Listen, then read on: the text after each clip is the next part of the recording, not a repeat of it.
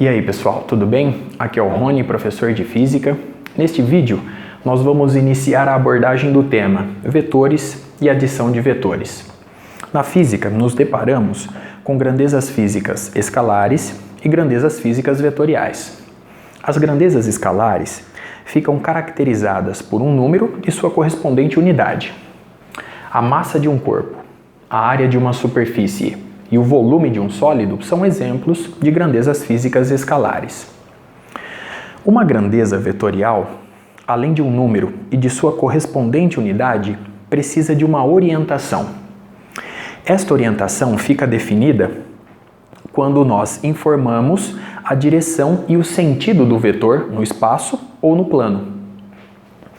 O deslocamento, a velocidade, a aceleração, a força, o campo elétrico, o campo magnético, a quantidade de movimento são exemplos de grandezas físicas vetoriais. Perceba como representá-las. Nós vamos utilizar a letra que simboliza a grandeza física vetorial, o V de velocidade, e na parte superior nós vamos colocar um pequeno segmento de reto orientado. Esta é a representação de que a velocidade corresponde a uma grandeza física vetorial. O mesmo valendo para as demais grandezas físicas ilustradas no quadro.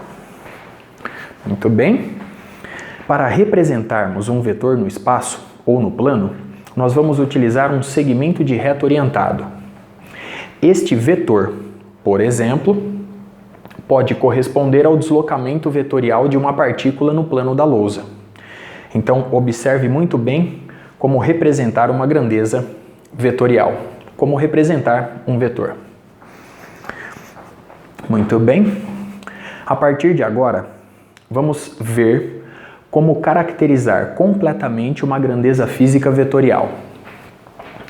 Para exemplificar, eu vou utilizar em todos os exemplos o deslocamento vetorial, mas o mesmo é válido para qualquer grandeza física escolhida ali no quadro.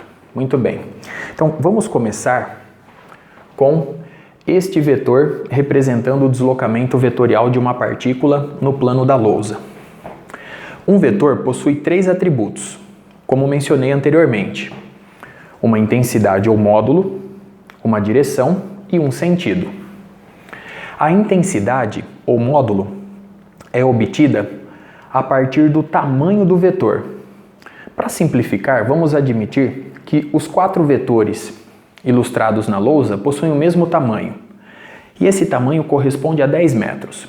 Portanto, eu posso escrever que a intensidade do vetor deslocamento é igual a 10 metros. Perceba que para informar a intensidade ou módulo do vetor, eu não coloco a seta na parte superior.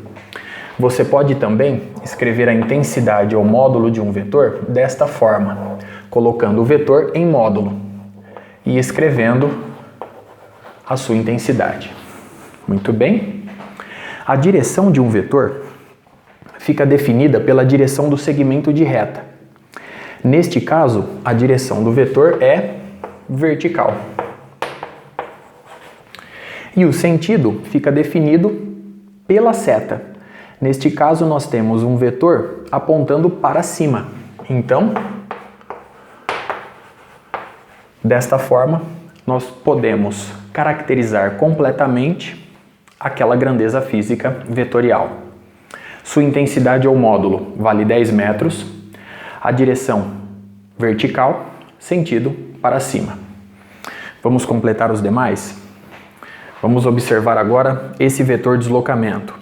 Sua intensidade, 10 metros, como mencionei anteriormente. Direção, a direção é informada pela direção do segmento de reta, continua na vertical. Muito bem. Sentido, a seta está apontando para baixo, então sentido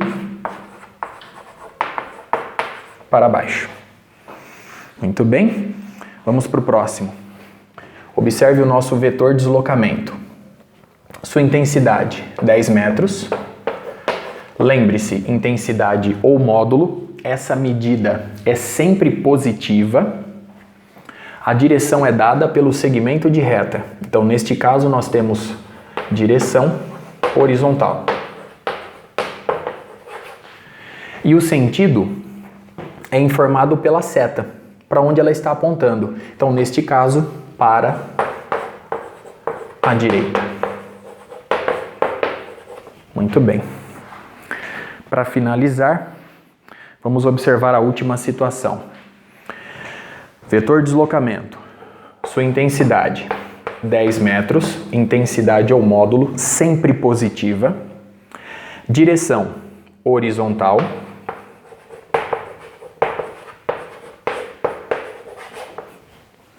E sentido agora, observe a seta para a esquerda. Muito bem.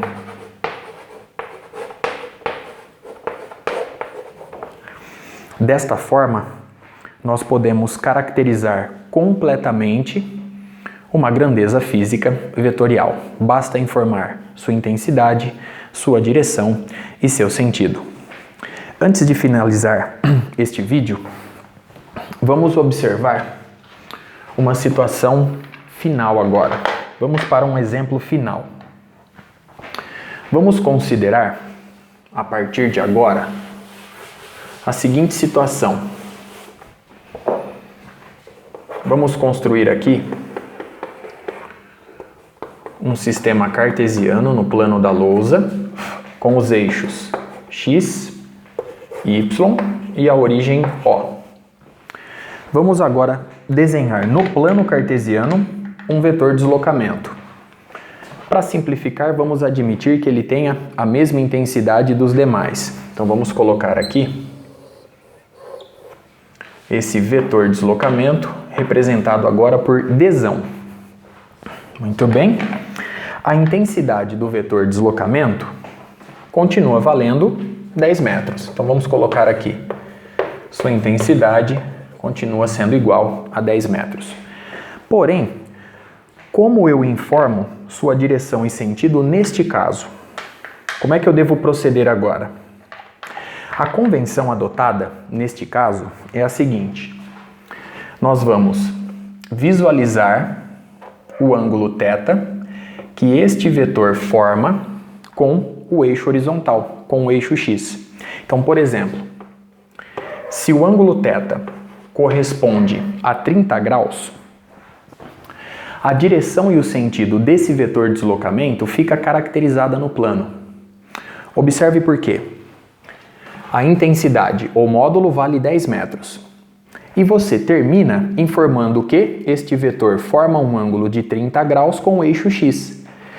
Ao informar isto, fica caracterizada a direção e sentido do vetor no plano cartesiano.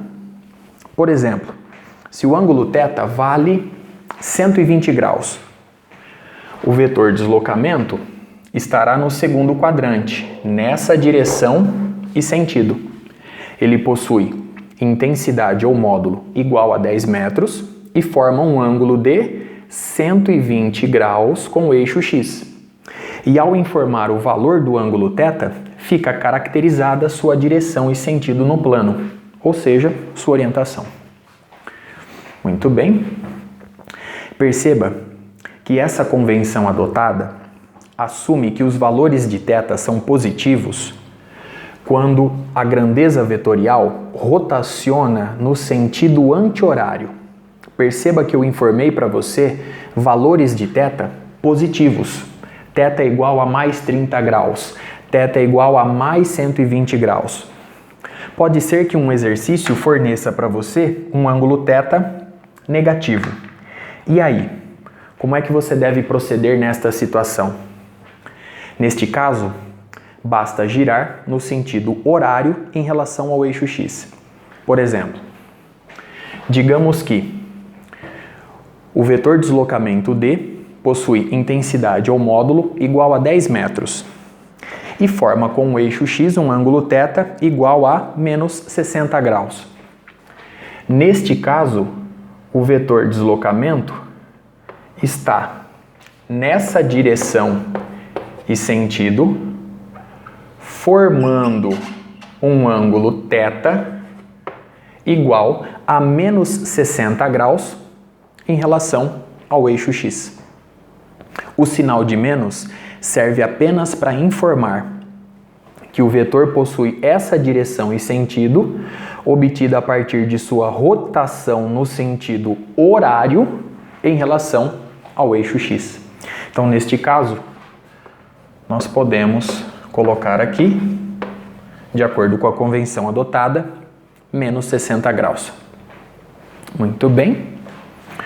Com isso, eu encerro este vídeo. No próximo, nós vamos continuar com a temática vetores e adição de vetores. Até a próxima!